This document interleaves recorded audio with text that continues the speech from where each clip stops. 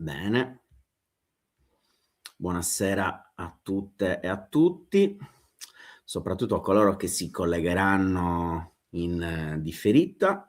Ricordo che siamo in diretta dai canali del Manifesto Sardo su Instagram, su Facebook e su YouTube. Ringrazio l'associazione Tonino Pascali Sardegna Radicale, grazie soprattutto a Laura di Napoli e Gabriele Casanova per aver ideato e organizzato questa iniziativa sull'Iran e sul suo popolo in lotta per la democrazia, la libertà e la giustizia.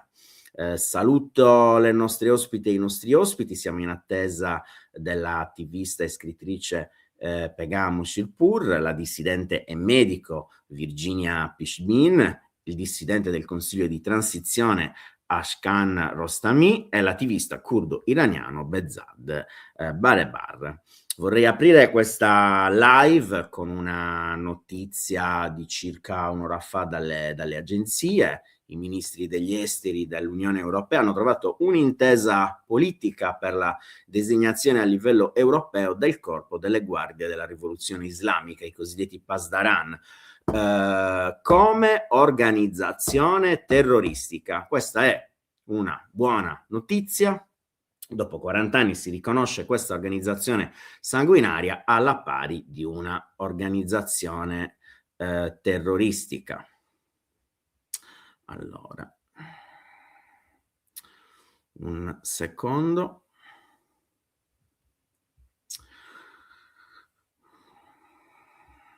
Vediamo se ci siamo collegati tutti.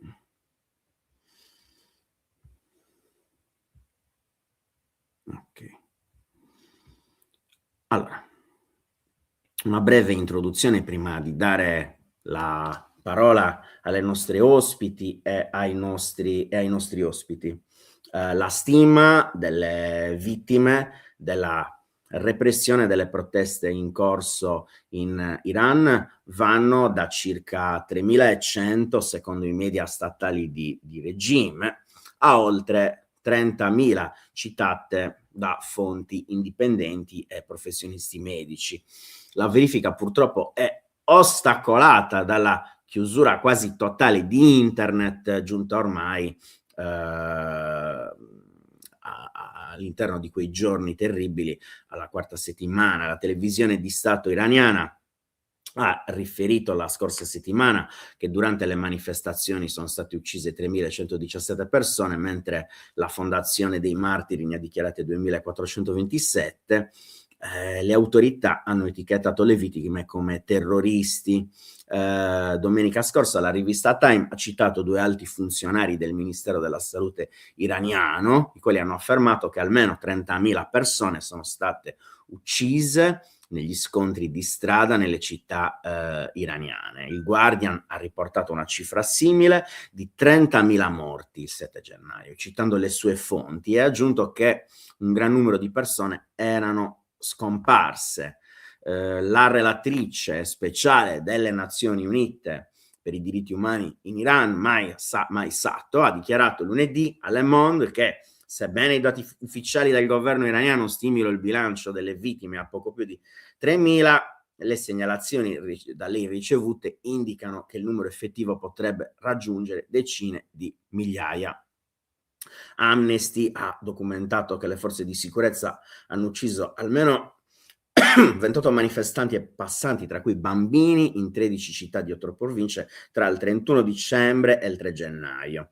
Altre organizzazioni ONG hanno affermato che le forze di sicurezza iraniane, tra cui la Guardia Rivoluzionaria, hanno utilizzato illegalmente fucili caricati con pallini di metallo, idranti, gas lacrimogeni e soprattutto percosse contro manifestanti in gran parte pacifici. La maggior parte delle vittime è stata causata da colpi d'arma da fuoco e colpi d'arma da fucile, in un'escalation rispetto alle precedenti repressioni delle proteste in cui l'uso del manganello era più comune. Secondo fonti mediche, molte vittime sono state colpite alle spalle mentre fuggivano. Ecco, io ritengo che quello che sta accadendo in Iran dal 28 dicembre non è una semplice rivolta. È qualcosa che va molto oltre le proteste per la morte della giovane Mahsa Amini per mano della sanguinaria polizia morale iniziate a Teheran nel settembre del 2022. E non è rabbia contro chi si è macchiato del sangue di una ragazza che ha indossato il velo in una maniera impropria, no. A me pare, da osservatore esterno, leggendo ciò che accade e guardando i video, i pochi video girati da i manifestanti, che la rabbia sia totale. È una rabbia totale scatenata contro un regime che tiene in ostaggio un intero popolo. È una rabbia scatenata contro una classe dirigente che è corrotta, una classe dirigente di uomini molto piccoli che crede di essere onnipotente. È un regime di piccoli uomini che ha reso ridicolo il diritto costituzionale e lo Stato di diritto, azzerando completamente la democrazia, la giustizia e la libertà. Questa rabbia è scatenata contro chi ha trasformato le moschee e la fede islamica in uno strumento di propaganda per generare repressione, controllo sociale, tortura e morte contro i propri stessi figli. Ciò che sta accadendo in Iran oggi, poi condividerò questa mia riflessione con i nostri autorevoli ospiti, ha tutte le caratteristiche di una rivoluzione perché riguarda tutto l'Iran e non solo una sua parte. È una rivoluzione a cui partecipano tutte le classi sociali, tutte le generazioni, soprattutto giovani e poi le persone più escluse e più emarginate, la classe lavoratrice, la classe media, la classe intellettuale, dal mondo dell'arte, del cinema e persino dello sport. È una rivoluzione? Questa è una domanda che vorrei porre a tutti, perché non sono motivazioni etniche, economiche e culturali a spingere queste mobilitazioni. Siamo di fronte al popolo intero che vuole migliori condizioni di vita, diritti, libertà e soprattutto la fine della Repubblica Islamica. Riformisti e conservatori sono diventati la rappresentazione di due facce della stessa medaglia, due volti oppressivi, reazionari, autoritari, violenti dello stesso regime che si declina in tutto il mondo con il linguaggio del patriarcato, della violenza e dell'autoritarismo. Lo vediamo nelle immagini sui social di coraggiose attiviste iraniane che bruciano la foto della guida suprema con la sigaretta. Cosa ci racconta questa immagine? Ci racconta che stanno bruciando la bandiera di una dittatura dei turbanti basata sulla disuguaglianza dei generi. Queste donne stanno bruciando ciò che rimane di un'ideologia di morte, stanno bruciando la Repubblica Islamica, stanno bruciando il passato, il presente, il futuro di una società di maschi che vuole scegliere per conto delle donne. Stanno bruciando terrore, paura, torture e obblighi di uno Stato teocratico e della sua polizia morale, per riprendere uno slogan iraniano, e concludo la mia introduzione: dobbiamo stare al fianco di ogni voce che si solleva in Iran e urlare con loro che questo è l'inizio della fine, per usare un loro slogan. Questo è l'inizio della fine per la guida suprema, per il Consiglio dei Guardiani, per le guardie della rivoluzione islamica, per il presidente, per il suo governo, per un Parlamento che non è più espressione di un popolo stremato, un popolo arrabbiato. Quando diciamo che vogliamo la libertà per gli uomini e per le donne dell'Iran, e lo facciamo da il nostro umile osservatorio del Manifesto Sardo, lo diciamo anche perché riteniamo che i giornalisti, che le giornaliste, che il mondo dell'informazione, che i mediativisti debbano prendere posizione.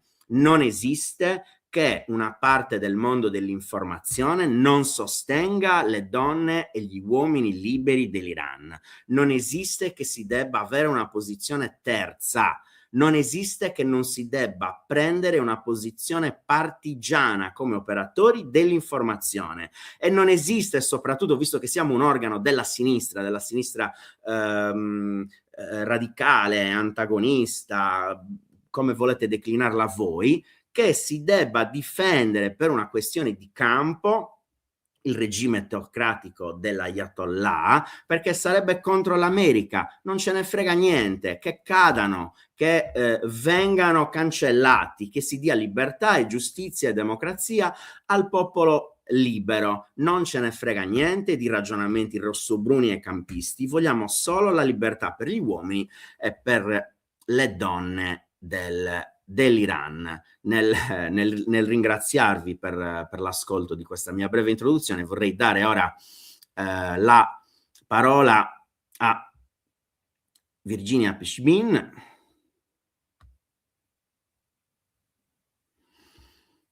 che mettiamo subito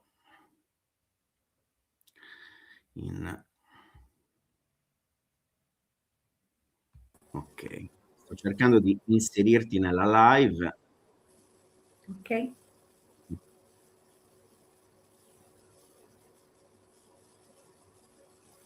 Eccoci qui. Mi sentite? Ti sentiamo benissimo, ti sentiamo Bene. benissimo. Una breve introduzione su Virginia.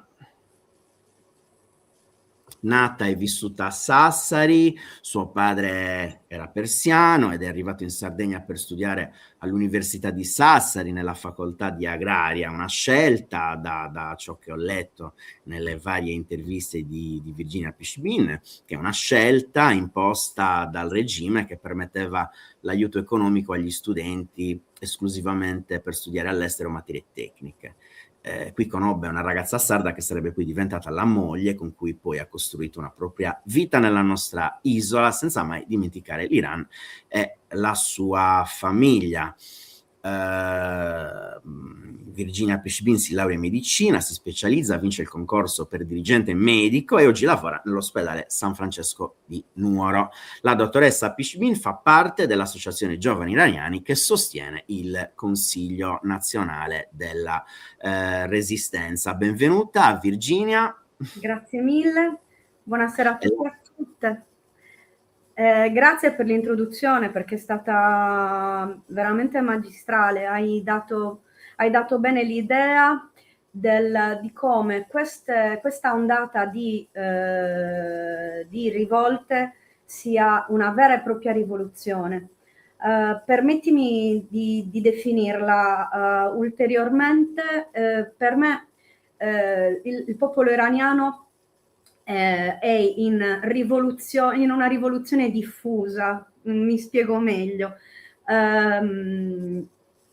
La rivoluzione e le rivolte in Iran sono iniziate nel momento stesso in cui il regime ha mostrato il volto reazionario, quindi quasi subito le proteste sono state immediate a questo regime dei mullah. Anche perché il 1979 ha segnato una vera e propria sollevazione popolare per la democrazia, per cacciare il sovrano, il monarca assoluto che aveva non descrivo io la situazione dentro le carceri di Mohammad Reza Pahlavi, ci sono fiorfiori di report sui diritti umani degli anni 70 in cui ci descrivono una situazione terrificante della Savak, dei torturatori dello Shah, addestrati dai torturatori della CIA. Ma il popolo iraniano in queste rivolte, la differenza ulteriore che dal 28 dicembre stiamo vedendo per le strade è una presa di coscienza collettiva totale. Nel 2019 erano i ceti in novembre 2019 dove 1500 persone sono state uccise per le strade nel silenzio assordante della comunità internazionale. Mi viene da pensare, Mahsa Amini è stata uccisa nel 2022, purtroppo questa giovane di 22 anni, e ha fatto molto scalpore. Come mai non fece così tanto scalpore la morte di 1500 persone uccise a sangue freddo per le strade?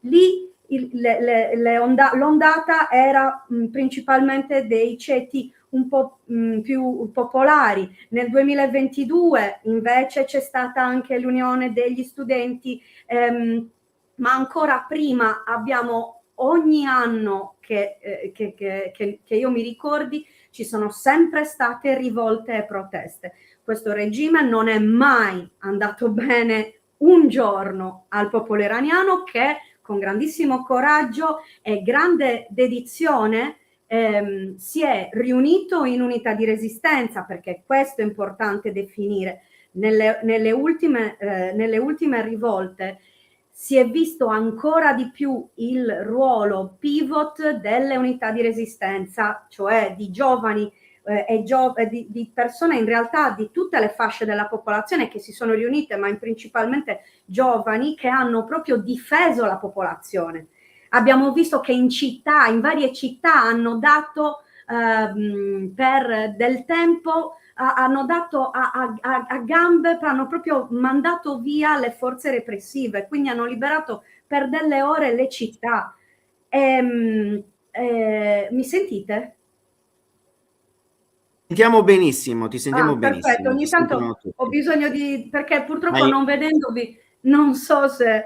Tranquilla Virginia, continua ok, pure. e quindi queste unità di resistenza, che in persiano si chiamano Kanunai Shureshi, di giovani che si sono proprio mobilitati a guidare le rivolte, tant'è che la possiamo definire rivoluzione? Sì, si sta parlando di un'organizzazione che con una rapidissima estensione ha contato 400 città e oltre 4.000 località, questo da fonti date dal segretario del Consiglio Supremo di Sicurezza Nazionale, quindi da fonti ufficiali.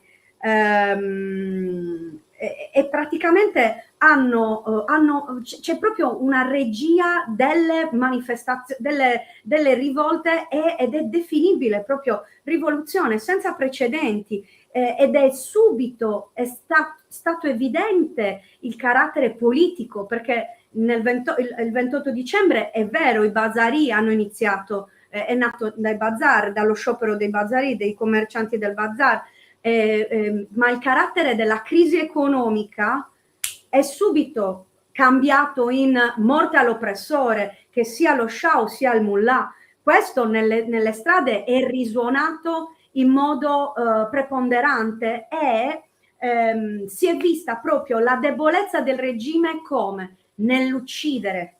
Più il regime è sanguinario, e questo in tutti questi anni è stato evidente con la pena di morte. Ricordiamo che dal 20 di dicembre al 22 di gennaio sono state uccise 359 persone eseguite con esecuzione capitale, che è il record per un mese, ok? E nonostante migliaia di morti, decine di migliaia di arresti, ricordiamo che è un regime che nel 1988 si macchiò del genocidio di oltre 30.000 prigionieri politici in meno di 3 mesi, da luglio dell'88 al settembre dell'88. Questo vuol dire che, e la paura grande è sempre stata questa, che i 50.000 prigionieri politici che sono stati uccisi, sono stati arrestati nelle strade in queste ore, dobbiamo pensare che siano molto di più, sono a rischio, perché il regime ha questa capacità terribile, proprio perché è debole, sono più sanguinari che mai. E la società iraniana, essendo una polveriera, non può mai essere, tutta questa efferatezza non farà altro che diventare un serpente che si morde la coda. E perché? Perché ogni famiglia ora ha una persona che ha perso, ogni collega al lavoro ha almeno un collega che è stato ucciso. Tutte queste persone sono migliaia e migliaia, e questo esercito andrà sempre di più a confluire nelle unità di resistenza. Il nemico giurato ormai è è talmente alla mercé dello sguardo del popolo iraniano, della sua resistenza armata. Questo è il problema, non è armata, nel senso che la legittimazione ancora a livello internazionale di autodifesa di questo popolo, cioè legittimare l'autodifesa, non chiamarli ribelli, ma chiamarli veramente partigiani, perché è importante questo aspetto. È importante questo aspetto. Il Consiglio Nazionale della Resistenza Iraniana e il popolo iraniano sono, come dire, aspettavano questo momento, no? Tutti gli occhi erano puntati sulla riunione del Consiglio di Affari Esteri dell'Unione Europea di oggi e attendevano con impazienza che l'Unione Europea designasse l'IRGC, cioè il Corpo dei Guardiani della Rivoluzione, come organizzazione terroristica. I terroristi sono persone che portano il terrore. In più, i Guardiani della Rivoluzione, oltre ad essere terroristi nella loro terra, attraverso le armate Quds, sono terroristi anche nel mondo, perché sono l'emblema della esportazione del terrorismo. Quindi legare le mani a questo mostro, non lo definisco come un animale, perché i serpenti sono belli, quindi a questo mostro, legare le mani a questo mostro è l'unico modo perché veramente il popolo abbia coraggio e dica: io sono dalla parte giusta, perché mi sto liberando dall'oppressore e io lotterò fino alla morte, perché noi stiamo lottando per la democrazia. Quindi non ci sarà nessun ritorno a una dittatura monarchica precedente, non ci sarà nessun stanziamento dei mullah, perché saremo in grado di rovesciare completamente questo regime. Questa cosa la stanno dicendo col sangue, non la stanno dicendo a parole. Quindi qual è il nostro compito di persone che si stanno interessando alla situazione iraniana ora? Essere cassa di risonanza di questo desiderio, essere cassa di risonanza di una resistenza che sta combattendo da due dittature. Il Consiglio Nazionale di Resistenza, che si è creato nell'81, comprendeva già persone come i Mujahideen del popolo iraniano che combattevano già dal 65, ispirandosi agli ideali di Mossadegh del 52 e del 51. Cioè si sta parlando di un popolo che combatte da oltre 120 anni. E abbiamo la terza rivoluzione grande, dal 1905, quella costituzionale, 1970, che è stata soppressa nel sangue dal nonno dell'attuale Reza Pahlavi, il signore figlio dell'ex Shah, che era il nonno, è un estimatore di Hitler. La seconda rivoluzione, che è stata nel 79, popolare, sono morte migliaia di persone per richiedere la democrazia, è stata rubata da Khomeini, è stata rubata dalla teocrazia. Ma vi immaginate che milioni di persone sono scese in piazza per avere un ribaltamento dalla padella alla brace? Chiaramente è stata rubata e ci sono dei meccanismi ben studiati ormai.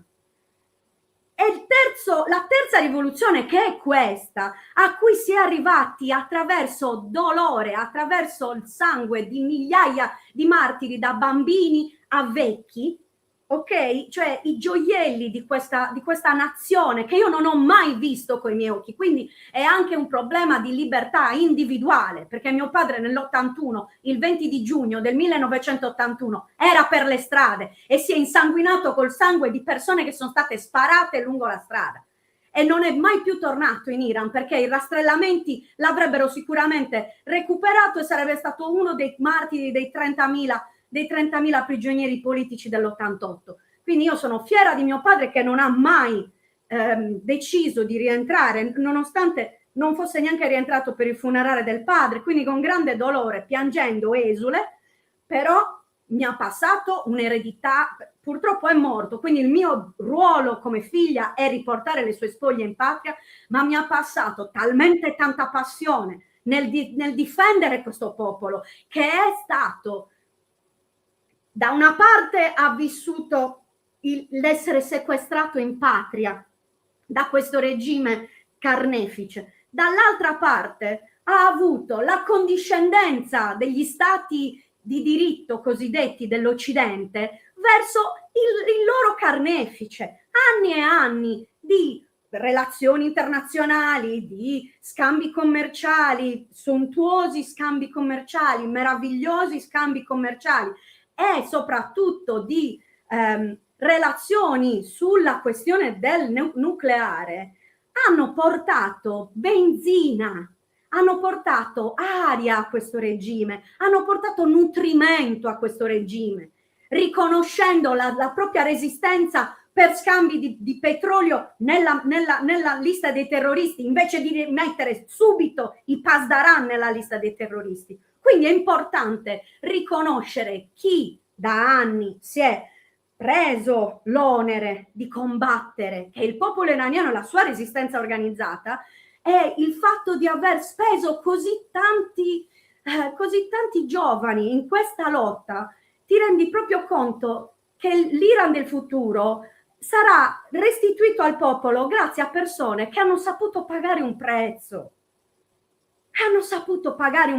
Perché le cose, il popolo iraniano è in rivoluzione perché ha capito che deve pagare questo prezzo e non sarà a basso costo, è molto alto il prezzo da pagare per la libertà, perché autodeterminarsi all'interno del Medio Oriente vuol dire seguire la terza opzione, no alla condiscendenza dei regimi occidentali verso il regime iraniano teocratico, no all'intervento da fuori, no alla guerra dall'esterno, sì all'autodeterminazione e alla lotta dall'interno per il rovesciamento del popolo, del regime iraniano attraverso il popolo e le unità di resistenza.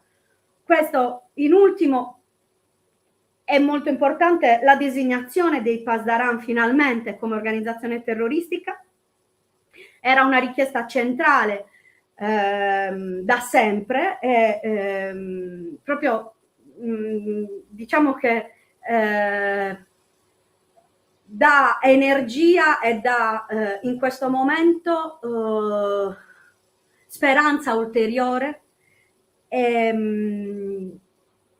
soprattutto quello che noi dobbiamo fare dall'esterno è capire bene quali sono i meccanismi e proteggere il più possibile questa rivoluzione perché veramente si arrivi a il Consiglio Nazionale della Resistenza con la signora Rajavi avevano già attraverso il piano dei 10 punti avevano già visto un periodo di 6 mesi di organizzazione per poter creare un'assemblea costituente. L'Iran, per essere una democrazia, deve basarsi su una Costituzione. Guardiamo i passi del partigiani in Italia. I partigiani in Italia hanno liberato quello che è stato dopo la liberazione dell'Italia, è stato il creare un'assemblea costituente e a questo dobbiamo arrivare. Creare un'assemblea costituente e permettere al popolo iraniano di, come dire, veramente godere di quel frutto, di quel prezzo carissimo che ha pagato.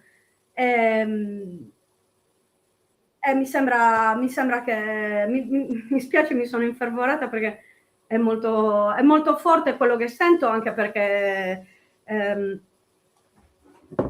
è importante perché è importante difendere l'alternativa democratica che il popolo iraniano vuole ed è importante perché c'è una propaganda molto pericolosa oggi sul figlio dello Shah e su coloro che stanno all'interno del regime iraniano sul fatto che davvero cioè ci possa essere una transizione con persone che non rappresentano l'Iran. il popolo iraniano non sta morendo per tornare indietro, il popolo iraniano è pronto al sacrificio, perché lo stiamo vedendo. Quindi questo vuol dire che nelle urne, solo nelle urne, si potrà decidere chi dovrà essere a condurre questa democrazia, e questa finalmente veramente una democrazia in Medio Oriente. Grazie. Grazie a te, Virginia Pishbin, per questo appassionato intervento. Io ricordo le presenze autorevoli all'interno della nostra live. Oggi parliamo di Iran con gli attivisti e le attiviste della dissidenza iraniana da vari punti di vista, in maniera plurale, le nostre ospiti e i nostri ospiti, dall'attivista e scrittrice Pegam Shirpour, la dissidente medico Virginia Pishbin, il dissidente del Consiglio di Transizione Ashkan Rostami e l'attivista curdo iraniano Behzad Balebar.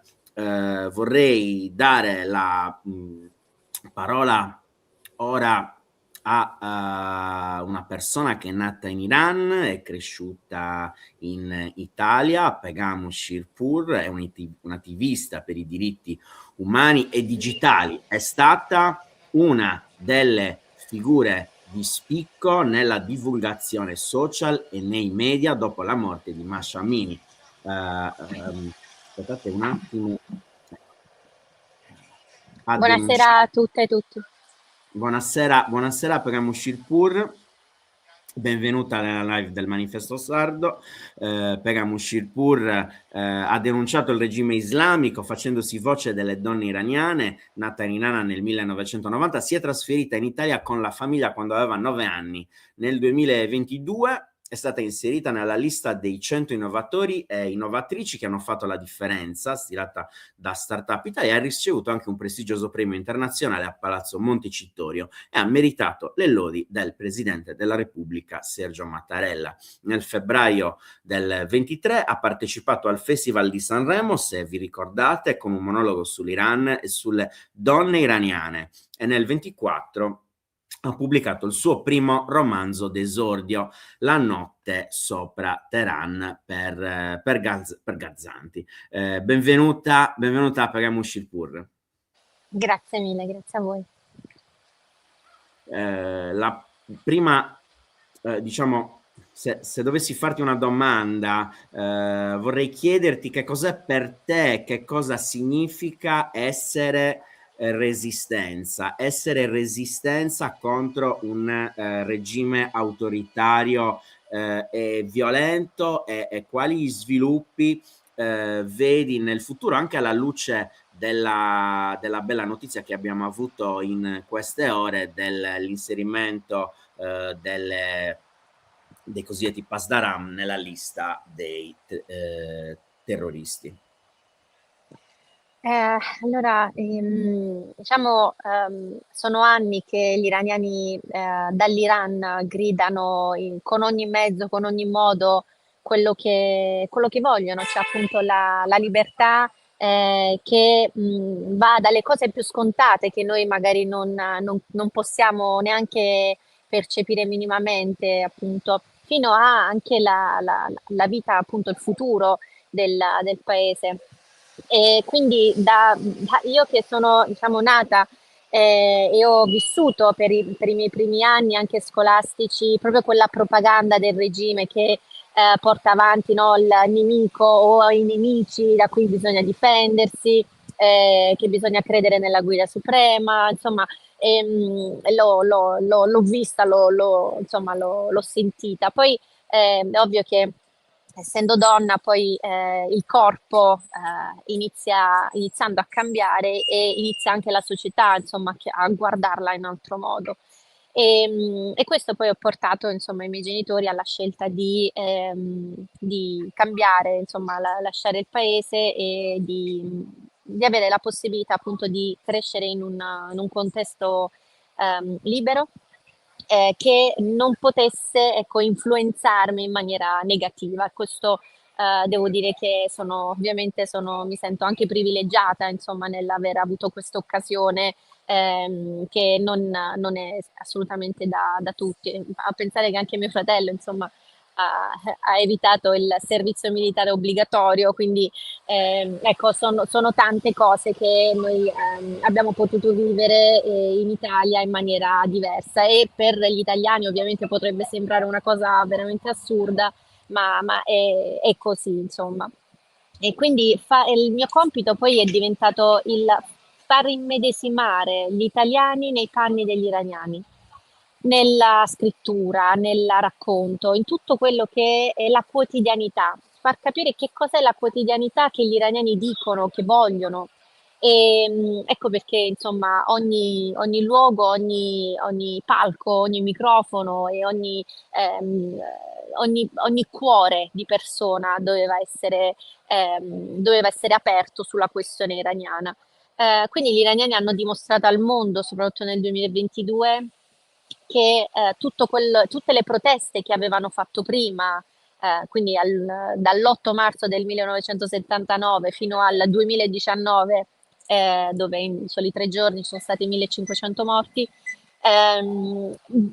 avevano ancora sete, avevano ancora voglia di provarci, e soprattutto questa volta però non hanno più paura, e questa è la cosa che invece al regime fa paura, e probabilmente forse anche un po' all'Europa, al mondo, diciamo, occidentale, che tentenna da tantissimo tempo nel essere duro, e soprattutto usare tutto quello che sono nel potere del diritto internazionale, per paura di ritorsioni, per paura di ogni cosa, insomma. Quindi è bene che anche questa volta, che vuole essere una rivoluzione, soprattutto l'Occidente, soprattutto la comunità internazionale, si renda conto che questo regime è illegittimo e come tale deve essere trattato, e così da spingere con ogni strumento internazionale per poter far arrivare gli iraniani a quel che chiedono, a quel che vogliono.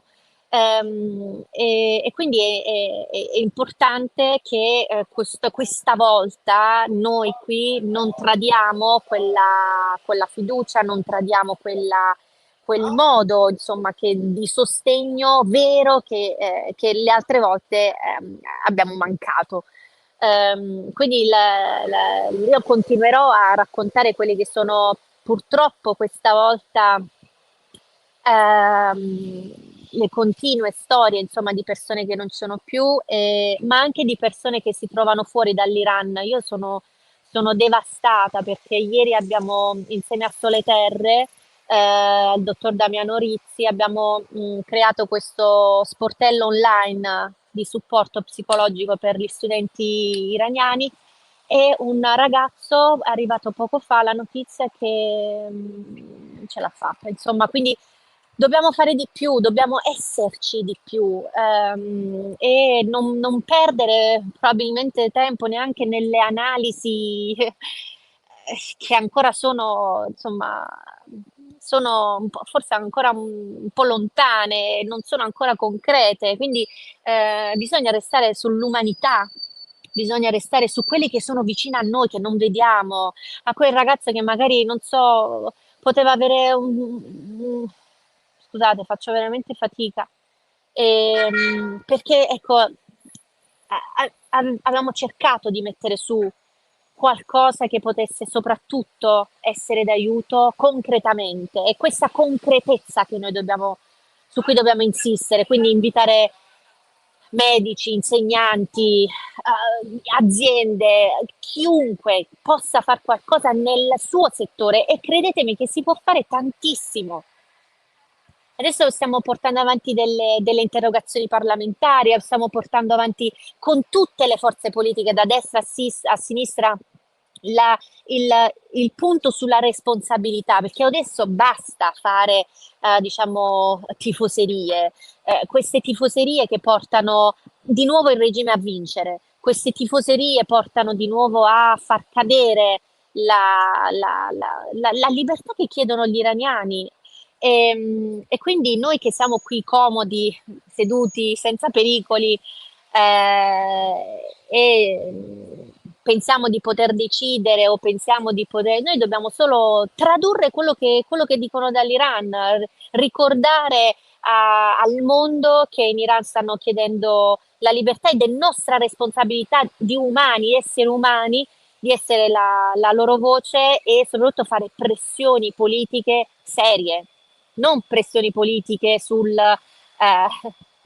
ecco, su un determinato modo o visione di vedere il futuro dell'Iran, anche perché io penso che io e anche forse la persona che mi ha preceduto, insomma, e le persone che sono, diciamo, cresciute in Italia, insomma, è un po' difficile che possano che possiamo in qualche modo vivere in Iran. Sì, sicuramente ci torneremo come prima cultura, no? Però io penso che l'Iran sia una società che conoscano gli iraniani in questo momento dentro l'Iran e quindi le voci sono quelle attuali che noi dobbiamo avere la trasparenza e soprattutto proprio la giustizia, no, del portale, perché già c'è il regime che censura, quindi è importante che noi qui, ecco, nella nostra umiltà anche di portare avanti quelle che sono le verità che insomma arrivano dall'Iran. E, e quindi il mio appello qui è rivolto anche di più alla comunità proprio italiana, le cittadine italiane, che è quello di veramente, io penso che chiunque abbia incontrato un iraniano, un'iraniana, cercateli, stateli vicino, perché in questo momento veramente c'è un allarme psichico.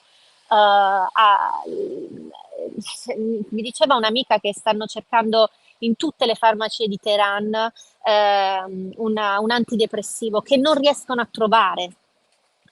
E queste sono le cose su cui noi, ecco, dobbiamo svegliare un po' la coscienza pubblica, l'opinione pubblica e farla direzionare verso la volontà del popolo. Quindi il mio invito è veramente di stare di più vicino agli iraniani e se avete possibilità di anche solo di parlarci, anche solo di ascoltarli, fatelo perché noi non dobbiamo piangere altre perdite qui per mancanza di ascolto.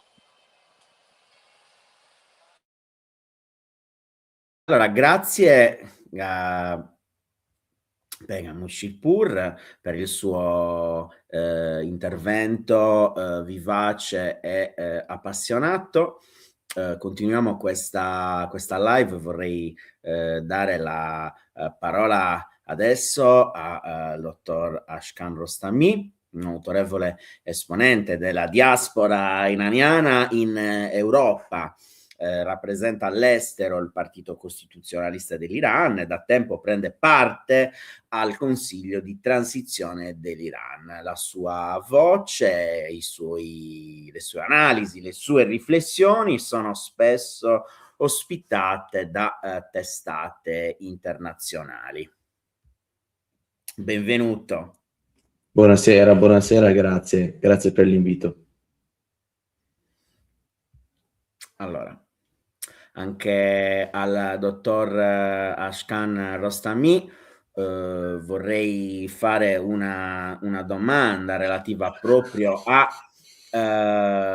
quella che è la visione, l'orientamento dell'opposizione democratica iraniana che vive lontano dal proprio paese. Ciò che viene declinato dalle opposizioni, perché chiaramente ci sono più punti di vista all'interno di questa galassia, oserei dire, per definire la resistenza iraniana all'estero. Sì, allora, prima di tutto permettetemi di farci un augurio. Dopo quasi un mese di brutte notizie, stasera è arrivata la bellissima notizia che finalmente Unione Europea e Commissione Europea ha riconosciuto Corpo delle Guardie Rivoluzionarie come un gruppo terroristico, come doveva essere fatta anni fa. Quello che ci aspettavamo magari già anche 2 anni fa, durante le proteste dopo l'uccisione di Mahsa Amini. Ma comunque ben venga, è successo oggi e siamo insomma tutti contenti. D'altra parte sì, ovviamente è ovvio che è un fatto anche, diciamo, bello vedere che dentro l'opposizione iraniana ce ne sono diverse voci e diversi pensieri. Questo assolutamente ci dimostra la pluralità che esiste nel mondo politico di opposizione iraniano, che garantisce in qualche modo anche un futuro democratico per l'Iran, ovviamente perché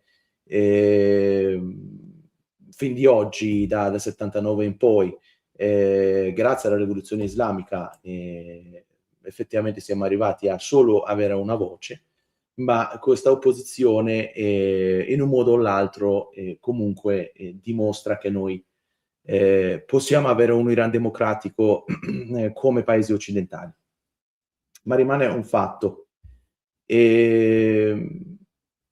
Il fatto è che la cosa più importante oggi è che tra gli iraniani e il regime islamico c'è una mare di sangue.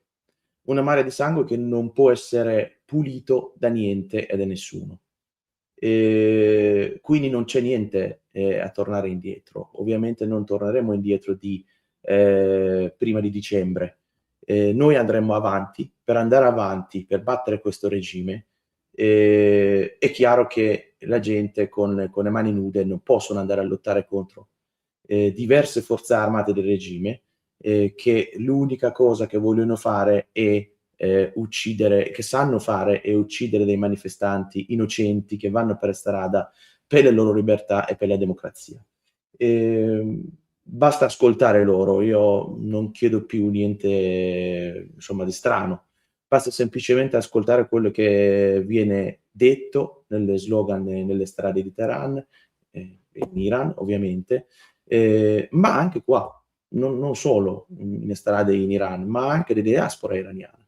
Basta guardare le piazze italiane, basta guardare le piazze tedesche, piazze inglesi, negli Stati Uniti, ovunque. C'è solo un nome che viene chiamato, se piace o non piace. Un nome che ovviamente per ovvi motivi il popolo iraniano vedono come una figura per gestire la transizione. Una transizione che dopo il bagno di sangue che ha rovesciato la Repubblica Islamica deve esserci più pacifico possibile per arrivare alle urne, per poi arrivare appunto a un tipo di governo tramite le urne di un referendum che la gente scelga, che sia una repubblica o una monarchia. Questo a questo punto della storia è indifferente. Ma è importante avere una transizione e gli iraniani, diciamo, la maggior parte degli iraniani hanno appunto scelto il principe Reza Pahlavi come la persona che può guidare questa transizione. Io rimango stupito dal fatto che certe persone, certi gruppi di opposizione che non hanno mai collaborato con altre parti di opposizione, oggi provano a rubare, a intitolarsi un movimento che, permettetemi di dire, questo non è una rivoluzione, questo è un risorgimento patriottico che è diverso da una rivoluzione. Un risorgimento che vuole totalmente distruggere quello che è stato costruito nel 79, quello che è stato costruito con aiuto di nostri amici qua, anche di islamici, di Khomeini, che ha preso il potere per distruggere un Iran che era un Iran moderno. Vi ricordo che l'Iran nel 1953 lo Shah di Persia ha dato il diritto del voto alle donne. Tante donne che prima non avevano neanche diritto di come vestirsi e come fare, si sono trovati di avere la possibilità di studiare, la possibilità di votare, la possibilità di vivere come persone normali. È ovvio che ci sono stati anche dei punti che possiamo criticare, e questo è abbastanza chiaro, tutte le sistemi politiche ce l'hanno a questo punto. ma adesso non vogliamo parlare di passato. È vero che gli iraniani oggi vedono il loro passato come un punto di riferimento per magari tornare ad avere un futuro. Ma ovviamente è abbastanza chiaro che gli iraniani non dimenticheranno mai chi in 79 e prima di 79 ha aiutato Khomeini a prendere potere.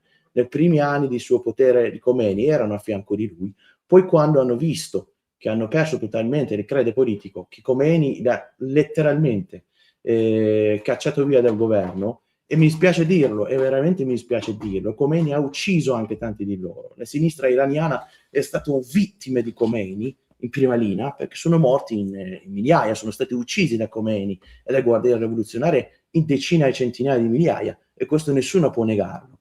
Ma gli iraniani non dimenticheranno anche quello che è stato fatto da alcuni quando si sono schierati con gli iracheni, a fianco degli iracheni per attaccare l'Iran, a fianco di Saddam Hussein per uccidere i giovani iraniani.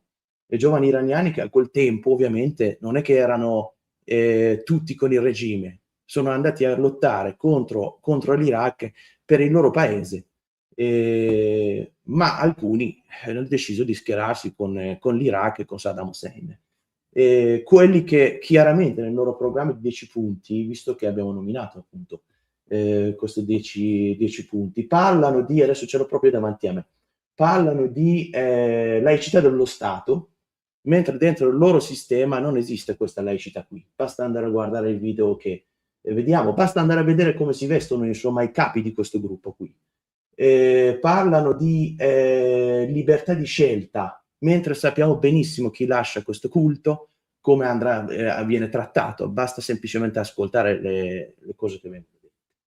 E perciò gli iraniani appunto non credono mai una persona che, con tutto il rispetto, non è nata neanche in Iran, non ha mai vissuto in Iran, ma adesso vuole decidere per l'Iran. Questa è la cosa più assurda che posso vedere, che posso anche sentire, che gli iraniani che sono nati in Iran e vivono in Iran non capiscono niente, ma a quanto pare altri che non sono nemmeno nati in Iran sanno esattamente cosa devono fare per l'Iran e cosa devono decidere. Questo è un'assurdità che io non ho mai visto nella mia vita. Ma comunque va rispettato in un futuro dell'Iran, un futuro che noi immaginiamo, che sia una monarchia o una repubblica è indifferente, di nuovo ripeto questo, tutti gli iraniani avranno la possibilità di partecipare nella vita politica, tutti gli iraniani, incluso chi è di sinistra o chi è di destra, anche questo è indifferente. Qualsiasi credo politico che non sia un credo politico per la lotta armata, non sia un credo politico religiosa, può partecipare, avrà diritto al voto, avrà diritto di voto a partecipare nel sistema politico dell'Iran. È assurdo vedere chi fin di ieri supportava il movimento la causa palestinese, oggi viene qua a dirci che non serve, che questa cosa è cambiata, che noi siamo cambiati. Non avete neanche un programma a guidare l'Iran, non avete neanche un programma da fare una transizione pacifica. Voi avete già scelto la vostra presidentessa, ma chi ha votato la vostra presidentessa? Cioè, basta chiedere agli iraniani, aveva ragione assolutamente Pegah, aveva assolutamente ragione. Basta semplicemente ascoltare e andare a parlare con gli iraniani, basta andare a vedere le piazze che ci sono in Iran, che piazze che ci sono qui, la diaspora iraniana, in Italia, ce ne sono in tutte le città. Tutti abbiamo la possibilità di vederlo, da Napoli a Roma, a Torino, Milano, Parma, Bologna, ovunque andiamo. Basta andare a parlare con questi giovani e vediamo cosa vogliono. La cosa è semplice, non è tanto difficile capire esattamente cosa vogliamo o cosa non vogliamo. Basta nominare delle persone, i personaggi che ce ne sono, e vediamo reazioni dei giovani che sono in piazza e stanno provando a appunto essere la voce del popolo iraniano. Quindi il popolo iraniano non permetterà a nessuno a rubare questo risorgimento, questa rivoluzione, come volete chiamarlo, e specialmente chi nel 79 ha avuto un ruolo molto, molto principale a fianco di Khomeini, a fare appunto una rivoluzione. Che risultato vediamo oggi?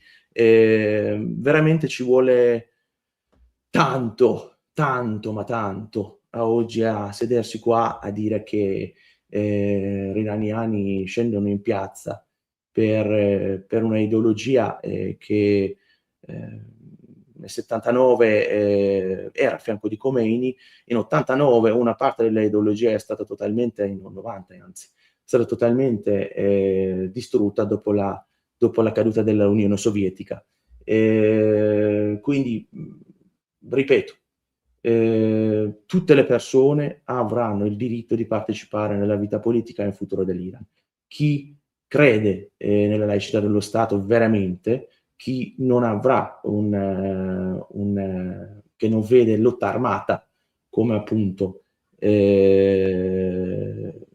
come un principio del suo partito, potrà partecipare al 100%, rispettando la volontà del popolo, e questa è la volontà del popolo, ovviamente passa dalle urne, da un referendum sopravvisionato dalle enti internazionali. Per arrivare a quel punto, appunto, però ci serve anche un aiuto, e questo aiuto ovviamente noi lo chiediamo, come abbiamo chiesto in questi ultimi mesi, da paesi occidentali, da Stati Uniti, da Israele e dall'Europa, ad aiutarci appunto a far rovesciare questo regime. È vero che comunque alla fine l'ultima spinta al regime lo darà il popolo iraniano da dentro, ma un aiuto serve da fuori. Grazie. Allora, io ringrazio Ashkan Rostami per questo suo intervento. Vorrei riprendere alcune cose che sono state dette, non tanto per fare una sintesi, ma perché credo siano delle cose che mettono d'accordo tutti e tutte, sia noi, sia voi, diciamo, ospiti e relatori di questa live, e sia anche, diciamo, le varie visioni anche all'interno delle nostre chat, nei vari canali social, che animano, devo dire, in maniera estremamente appassionata questa live, rasentando anche la tifoseria. Certamente una cosa che accomuna tutti è la necessità di immaginare il futuro dell'Iran con delle elezioni libere, urne libere, garantite da organismi internazionali, dalla comunità internazionale, che possano validare un risultato qualsiasi esso sia. La dottoressa Virginia Pishbin faceva riferimento anche a un'ipotesi di assemblea costituente, ricordando anche quello che le cittadine italiane e i cittadini italiani hanno vissuto alla fine del regime fascista nel 1945. Elezioni libere, assemblea costituente, perché no, anche un referendum che possa decidere quale forma in quale forma deve orientarsi il nuovo Stato persiano, libero e democratico. Vorrei riprendere anche le parole di Pegah Moshirpour, perché è importante il lavoro che lei sta facendo come mediativista e come attivista. Come Manifesto Sardo vorremmo dare voce allo sportello online che ha proposto, che sta seguendo per studenti e studentesse iraniane, perché ha ragione, al di là delle posizioni anche che noi occidentali possiamo avere, possiamo desiderare, in cui ci possiamo sentire vicini, è importante stare vicini comunque ai cittadini e alle cittadine iraniane, dare il nostro sostegno, stare nelle piazze con loro. Non siamo noi a decidere se ci deve essere lo Shah o se ci deve essere una Presidente della Repubblica donna, o se ci deve essere la monarchia, o se ci deve essere una monarchia assoluta, una monarchia costituzionale, un regime liberal democratico. Non siamo noi occidentali a deciderlo, è il popolo iraniano che deve scegliere, lo deve scegliere attraverso un voto libero. Assolutamente d'accordo con voi su questo. Ora vorrei dare la parola al nostro ultimo ospite, l'attivista curdo iraniano Behzad Barebar. Io ho avuto il piacere di ascoltare alcuni suoi interventi all'interno di Radio Radicale, che è un mondo che raccoglie tutti gli interventi di sempre, di chi lotta per la libertà e per la democrazia in tutto il mondo, e devo dire che ho condiviso davvero delle cose, seppur era il 2019, il 2020 purtroppo non è cambiato nulla. Buonasera, dottor Behzad Barebar. Accendo il microfono. Ecco, ora il microfono acceso. Buonasera a voi e grazie per l'invito, veramente. Ok.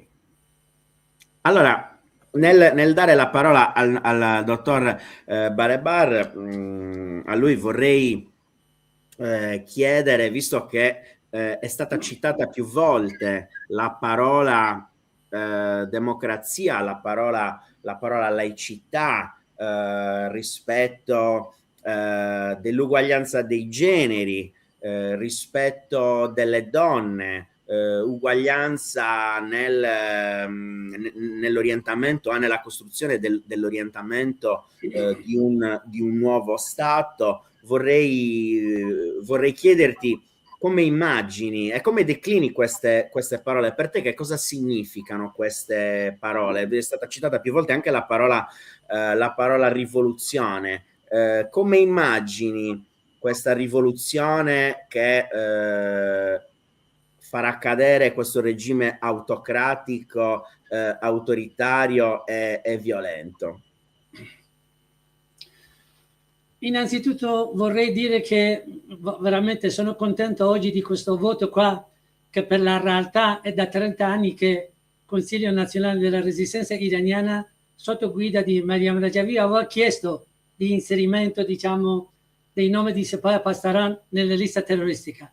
E questa qua è arrivato, meno male, secondo un vostro proverbio, dice meglio tardi che mai. È arrivato finalmente e siamo contenti di questo.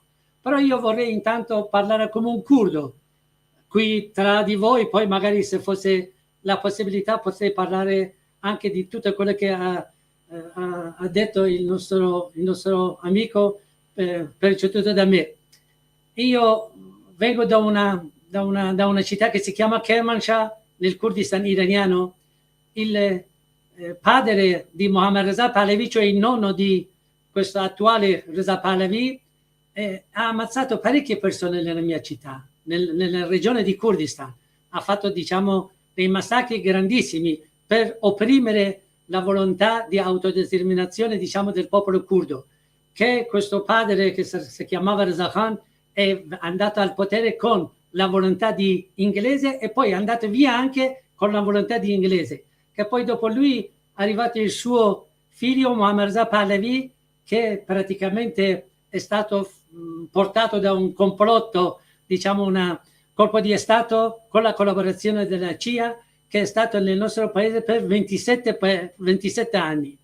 Praticamente il Mohammad Reza Pahlavi una volta è stato cacciato via, diciamo, dal popolo iraniano quando avevano Mossadegh come primo ministro, che poi è stato rifugiato addirittura, vede coincidenza, in Italia, e poi con un altro colpo di Stato l'hanno riportato in Iran, che poi è durato fino al 1979, che è stata la grande rivoluzione.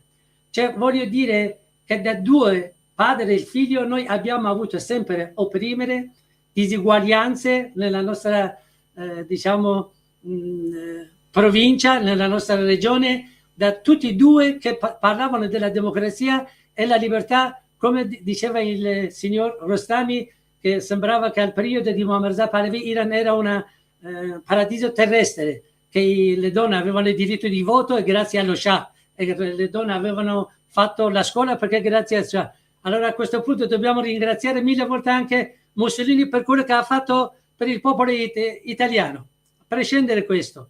Però noi parliamo di il padre e il figlio che hanno fatto tutto quello nella mia regione, contro i miei nonni, bisnonni, anche i padri. Quindi il popolo iraniano ha mandato via il regime dello Shah perché è stato un regime che aveva solo un unico partito che si chiamava Rastakhiz. Quindi chiunque che non era d'accordo con lui doveva lasciare addirittura l'Iran. Hanno detto parecchie volte, non lo dico io, se andiamo a vedere un pochino la storia, diceva chi è che non è d'accordo con la monarchia dovrebbe lasciare l'Iran. E non per niente è successo quello che è successo nel 1979, che è una rivoluzione totale. Tutti si sono sacrificati per mandare via lo Shah e il suo Savak.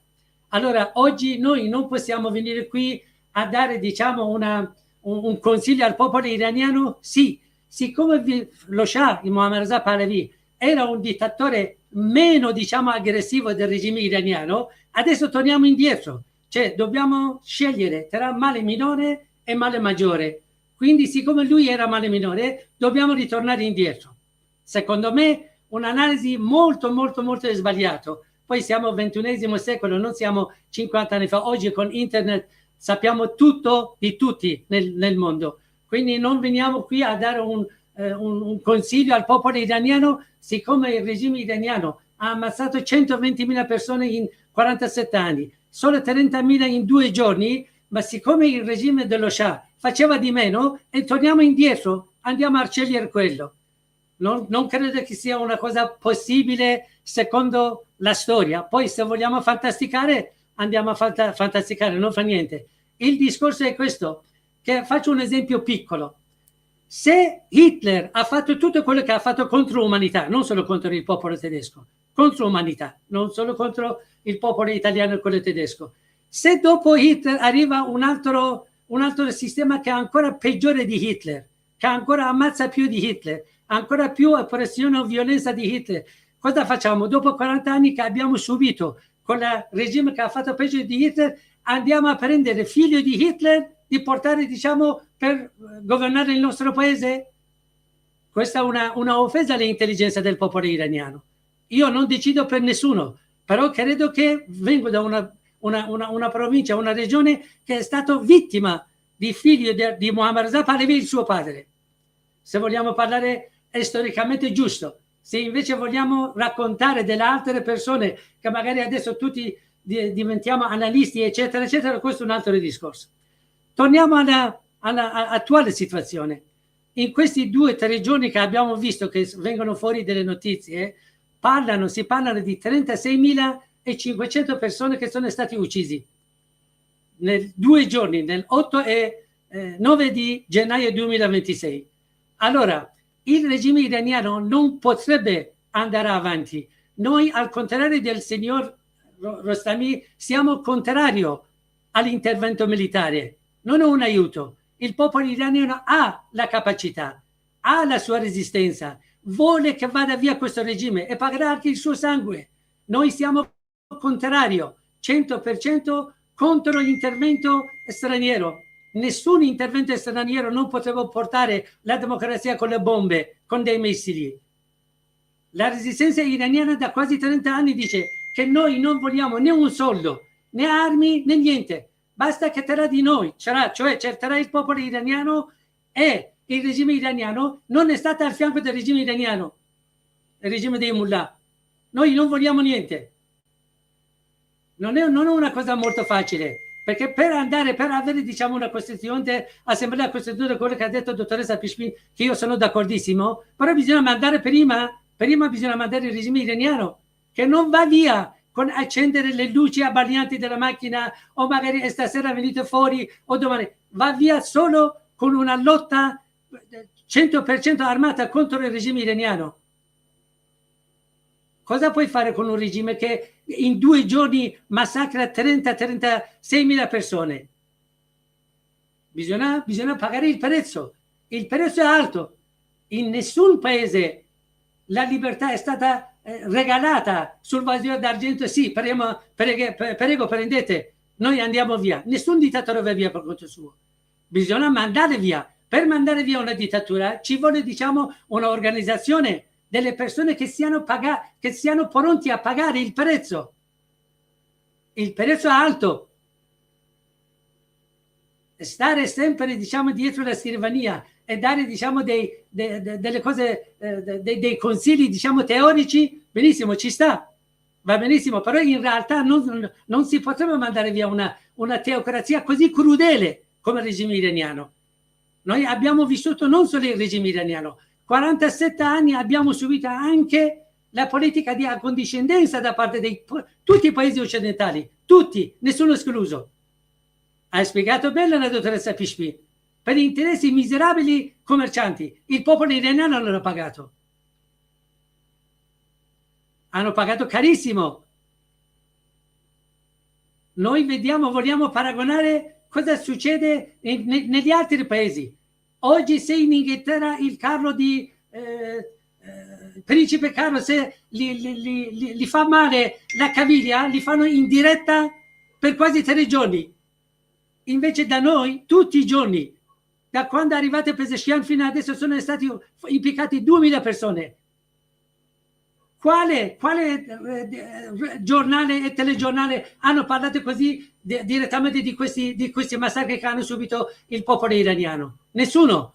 La resistenza iraniana, che ha una televisione, ha cercato di dare il messaggio del popolo iraniano.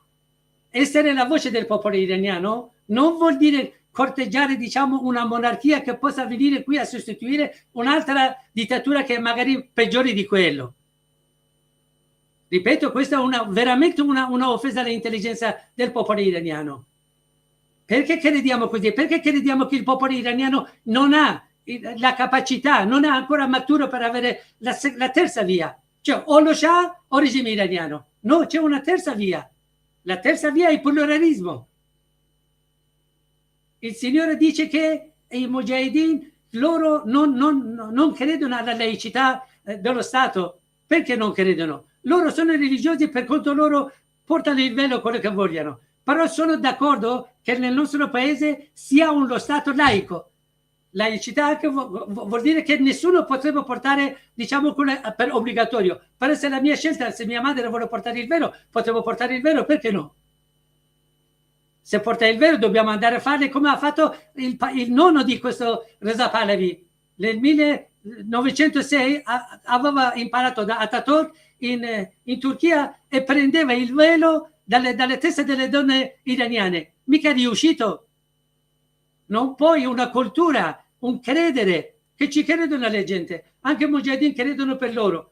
Però quando arriva alla diciamo, la nazione iraniana, dovrebbero scegliere loro. Non dovrebbe essere obbligatorio. Altrimenti fondiamo un'altra dittatura. E stiamo facendo un lavoro che dovrebbe andare, diciamo, al favore del cambiamento del regime del popolo iraniano. Noi non vogliamo una monarchia. Almeno io parlo di me e per quello che conosco nella regione di Kurdistan. Noi non vogliamo una monarchia, non vogliamo neanche la dittatura religiosa, vogliamo la libertà e la democrazia, il pluralismo. Le vipere non possono far nascere delle colombe. Un proverbio molto molto profondo persiano. Ripeto, le vipere non possono far nascere delle colombe.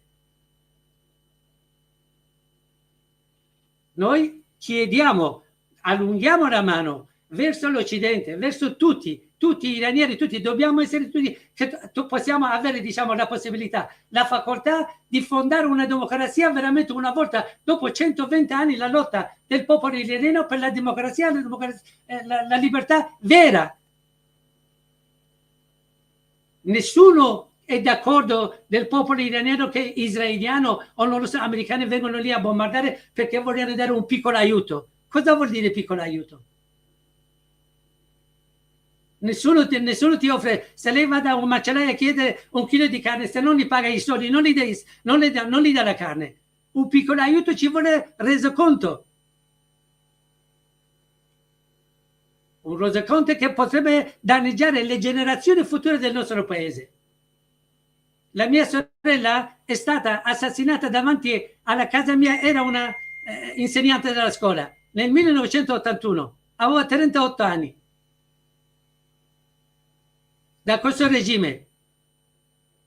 Adesso cosa facciamo? Tutti i sacrifici che abbiamo dato andiamo indietro, prendiamo figlio dello Shah e portiamo in Iran perché, capito, questa qua ha fatto peggio dell'altro.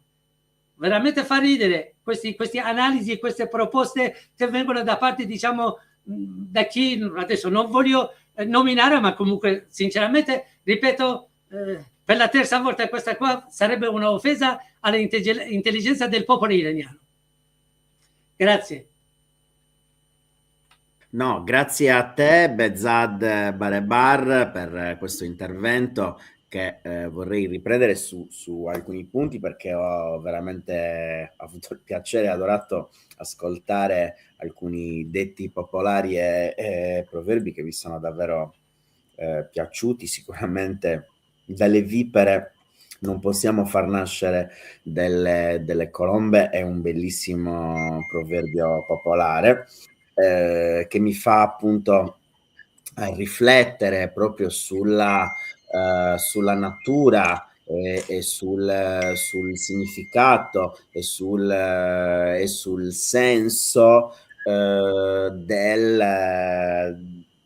dello Stato laico, della libertà, della democrazia e di cosa davvero significa praticare e declinare il pluralismo, un pluralismo che rispetta tutti, che rispetta tutte le culture, che rispetta le persone che vogliono rimanere all'interno della dimensione del laicismo, e anche le persone che vogliono mantenere la propria fede, la propria cultura, il velo, le proprie usanze, le proprie prospettive politiche, culturali e soprattutto religiose. Come vedete qui al nostro a video, a Cagliari si svolgerà una manifestazione il sabato 31 gennaio alle ore 17:30. Il fuoco del regime accende il popolo, una manifestazione organizzata dall'associazione Tonino Pascali, Sardegna Radicale, in collaborazione con Amnesty International, che si svolgerà in Piazza Garibaldi a Cagliari.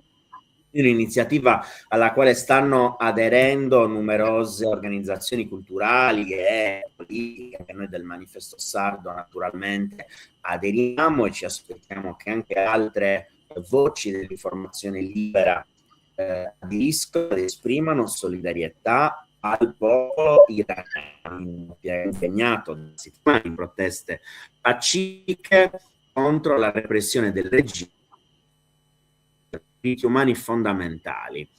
Questa manifestazione vuol dare voce a chi non può essere ascoltato nel proprio paese, richiamare l'attenzione dell'opinione pubblica e delle istituzioni italiane ed europee sull'importanza della difesa dei diritti umani, delle libertà di espressione e della protezione dei manifestanti pacifici, così come portato avanti da Amnesty International a Cagliari anche nell'ultima sua protesta e presidio in piazza Costituzione. Con questa iniziativa vogliamo esprimere solidarietà ai manifestanti iraniane, alle vittime della repressione, e richiamare le istituzioni italiane ed europee a compiere azioni di sostegno concreto ai diritti umani in Iran, sensibilizzare l'opinione pubblica sulla grave situazione dei diritti civili e delle libertà di informazione nel paese. Questo è un invito alla partecipazione di tutti e di tutte per dare voce a chi in Iran non può essere ascoltato. La libertà e i diritti umani, come scrivono nel loro comunicato stampa gli organizzatori, non conoscono e non possono conoscere confini. Io vorrei veramente ringraziare i nostri ospiti, Virginia Fishbein, dissidente che vive nella nostra isola in Sardegna, Pegam Shirpur, attivista e scrittrice, Ashkan Rostami, dissidente del Consiglio di Transizione, e l'attivista curdo e iraniano Behzad Barebar. Ringrazio tutte le persone che hanno ascoltato questa live, ringrazio le persone che ci ascolteranno in differita. Ricordo che questa live è registrata, si potrà riascoltare in differita su Instagram, su Facebook e anche su YouTube, o semplicemente collegandoci sul sito del manifesto sardo. Ringrazio i miei amici dell'associazione Tonino Pascali Sardegna Radicale per questa bella iniziativa che abbiamo accolto con davvero molta passione e molta vicinanza. Grazie a tutte e a tutti. Non sarà l'ultima live che faremo a sostegno del popolo iraniano. Arrivederci. Grazie. Ciao, grazie.